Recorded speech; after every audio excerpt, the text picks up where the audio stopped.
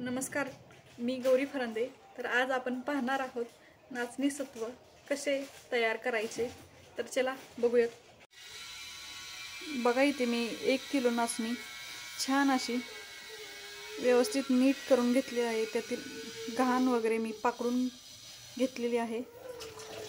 आता आपण ह्याला त्यातील घाण निघेपर्यंत आपण ते धुवून घेऊया.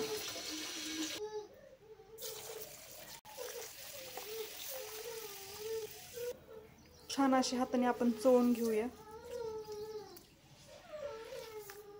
त्यातील लागलेला कचरा वगैरे छान असा चोळून घेतल्यावर निघून जातो.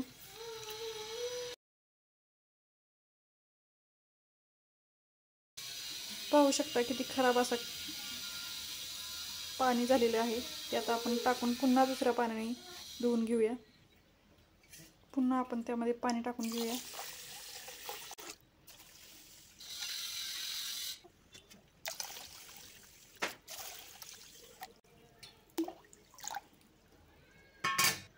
पाहू शकता आता आपलं पाणी बऱ्यापैकी स्वच्छ निघलेलं आहे.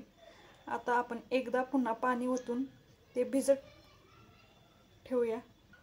असं पाणी ओतून आपण 2 दिवस ही नाचणी भिजून देऊया.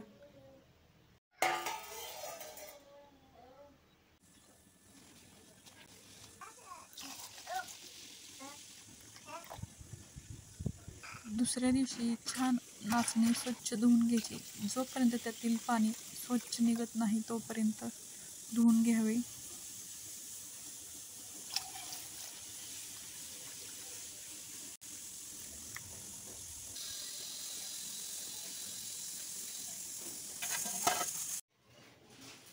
तर बघा, आज 3रा दिवस आहे.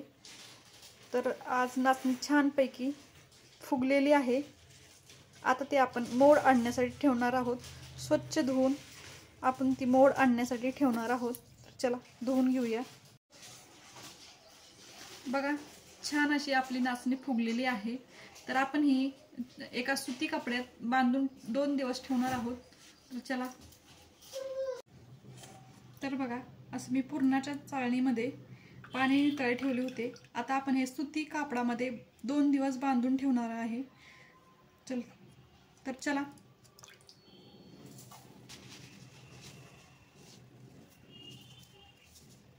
तर बघा, असं मी सुती कापडामध्ये हे बांधून ठेवणार आहे.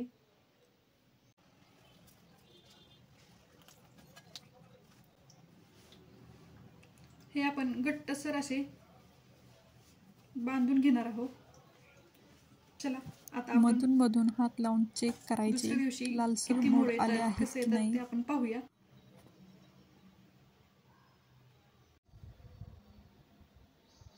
बघा, किती छान छोटे छोटे मोड आलेले आहेत. तर आपण अजून 1 दिवस ठेवणार आहोत. जेवढे चांगले मोड येतात तेवढी चविष्ट आणि पौष्टिक लागते. तर चला, आपण ह्याला थोडेसे पुन्हा चांगले उबदार होण्यासाठी पॅक बांधून पुन्हा त्याच्यावर थोडेसे पाणी टाकून तसेच अजून 1 दिवस ठेवणार आहोत. तर चला.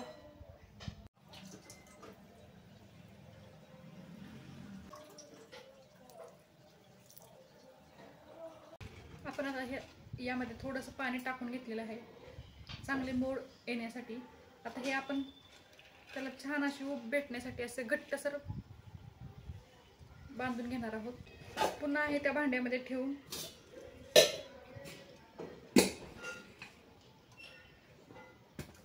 एक दिवस ठेवणार आहोत. बघा, किती छान मोड आलेले आहेत. किती सुरेख दिसत आहेत. आता हे आपण फॅन खाली सुकायला टाकणार आहोत. उन्हात वाळवले तरी चालते, पण शक्यतो सावलीतच वाळवलेले चांगले. सुती कापडावर छान असे ते पसरून द्यावे. पातळ पसरून टाकावे. तर बघा, 1 दिवस झाल्यानंतर ते मोड कसे सुकलेले आहेत. दुसऱ्या दिवशी तर बघा, ते पूर्णपणे वाळलेले आहेत. ते आता आपण कढईमध्ये टाकून छान मंद आचेवर त्यातील ओलावा जाण्यासाठी आपण ते ड्राय रोस्ट करून घेणार आहोत. तर बघा, ड्राय रोस्ट करून एका परातीमध्ये ते थंड होण्यासाठी ठेवले आहे. नंतर गिरणीत टाकून ते आपण पीठ करून घेणार आहोत.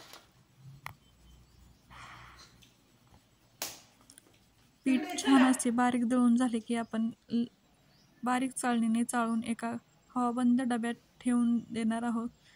थंड जागेत ठेवावे म्हणजे पिठाला काहीच होत नाही.